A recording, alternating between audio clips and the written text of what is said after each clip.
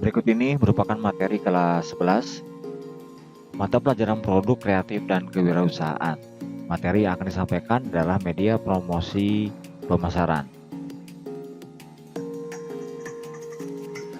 Adapun kompetensi dasar adalah menerapkan media promosi pemasaran, 4.7 media promosi untuk pemasaran.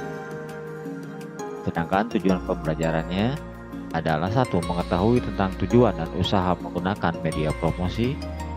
Kedua, menjelaskan ruang lingkup media promosi. Ketiga, menguraikan manfaat dan peranan penggunaan media promosi. Yang keempat, menjelaskan tentang jenis-jenis media promosi.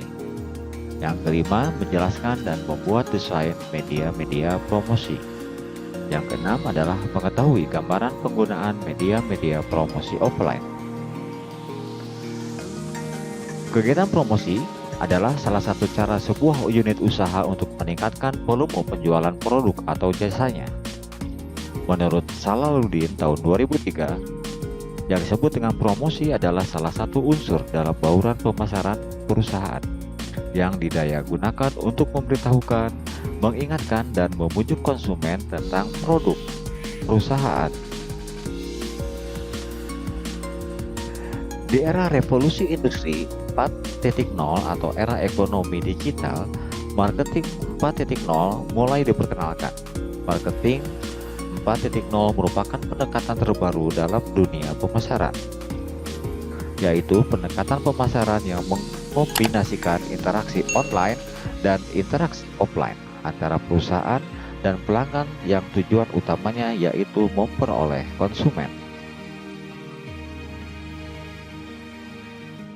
A. Promosi di dalam pemasaran.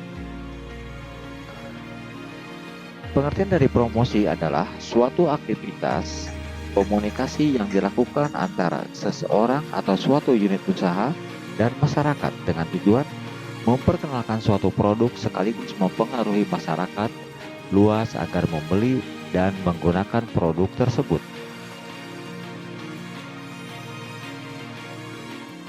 Promosi dilakukan tenaga pemasaran untuk memberikan suatu informasi tentang suatu produk dan mendorong konsumen agar membeli produk tersebut. Tujuan utamanya adalah meningkatkan volume penjualan, baik barang maupun jasa, dalam suatu usaha. Menurut swasta, dikatakan promosi adalah bentuk persuasi satu arah yang dibuat untuk mempengaruhi orang lain dengan tujuan menciptakan pertukaran pemasaran. Tujuan promosi. Tujuan utama usaha melakukan promosi adalah meningkatkan angka penjualan dan keuntungan usaha. Beberapa tujuan lain dari kegiatan promosi yang dilakukan oleh suatu unit usaha antara lain sebagai berikut. A. Menyebarluaskan informasi mengenai suatu produk kepada masyarakat atau calon konsumen potensial. Yang B adalah menjangkau dan mendapatkan konsumen baru serta menjaga loyalitas mereka. Yang C. Membantu menginformasikan keunggulan dan pembeda produk yang dimiliki dengan produk pesaing. Yang D adalah menciptakan citra suatu produk di mata konsumen sesuai dengan keinginan perusahaan. Yang E adalah mempengaruhi pendapat dan perilaku konsumen terhadap suatu produk.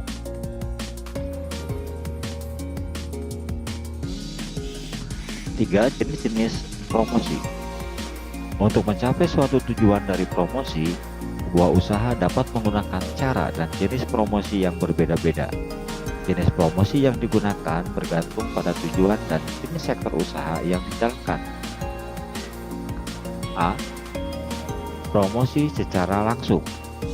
Artinya adalah promosi secara langsung merupakan cara mengenal produk dengan bertemunya calon konsumen secara langsung dalam suatu wilayah yang sudah ditentukan.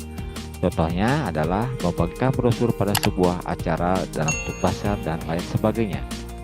Kemudian bisa juga dilakukan promosi melalui media offline.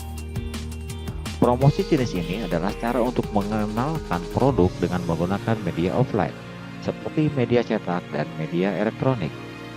Contohnya adalah memasang iklan pada brosur, koran, majalah, radio, televisi, banner, ataupun dalam bentuk billboard dan bentuk lain-lain. Yang B adalah promosi melalui media online. Perkembangan teknologi dan media informasi telah mengubah cara promosi di era digital, sehingga promosi melalui media online telah banyak digunakan para pengusaha. Jenis promosi ini mengenalkan produk, merek, dan usaha melalui media digital, seperti media sosial, yaitu Instagram, Facebook, Twitter, dan Pinterest, atau jaringan website, yaitu blog dan website, serta mesin pencarian, yaitu Google.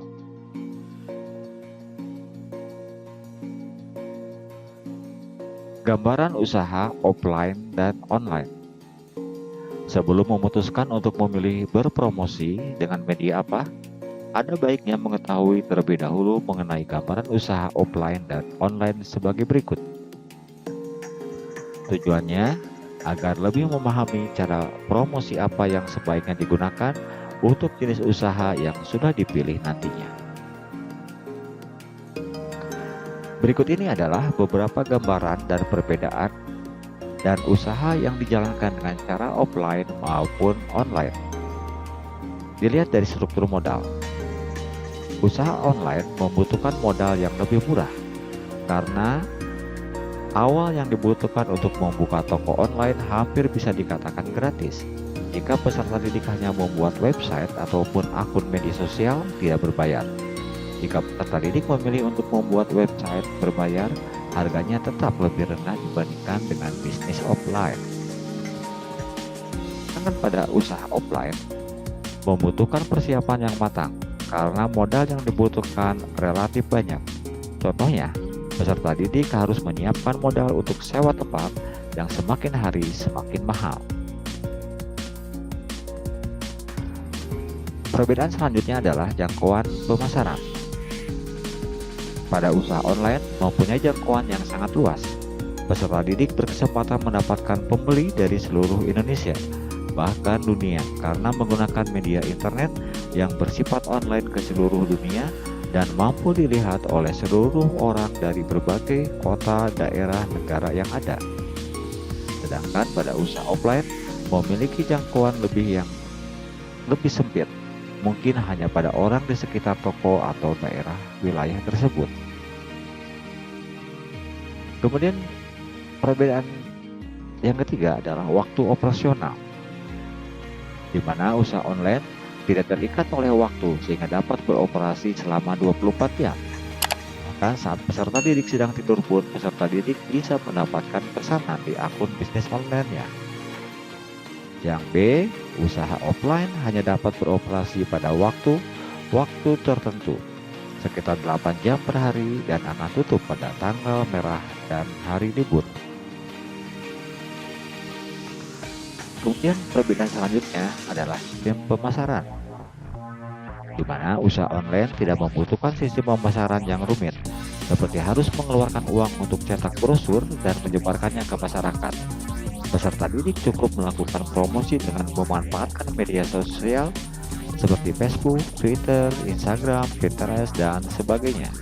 Sedangkan pada usaha offline, sistem pemasarannya masih membutuhkan dan memakai sistem cetak brosur yang membutuhkan modal yang tidak sedikit, dan peserta didik juga harus repot membagikan brosur tersebut agar banyak orang yang dapat melihatnya. Selanjutnya adalah dari jenis produk, di mana usaha online bisa menjual berbagai jenis produk, namun akan lebih murah apabila menjual jenis barang yang lebih spesifik, karena masyarakat umumnya mencari barang sesuai dengan yang sedang dibutuhkannya. Sedangkan pada usaha offline bisa menjual berbagai macam jenis barang dalam satu toko, tetapi tentunya akan terbatas pada tempat dan penyediaan stok barang.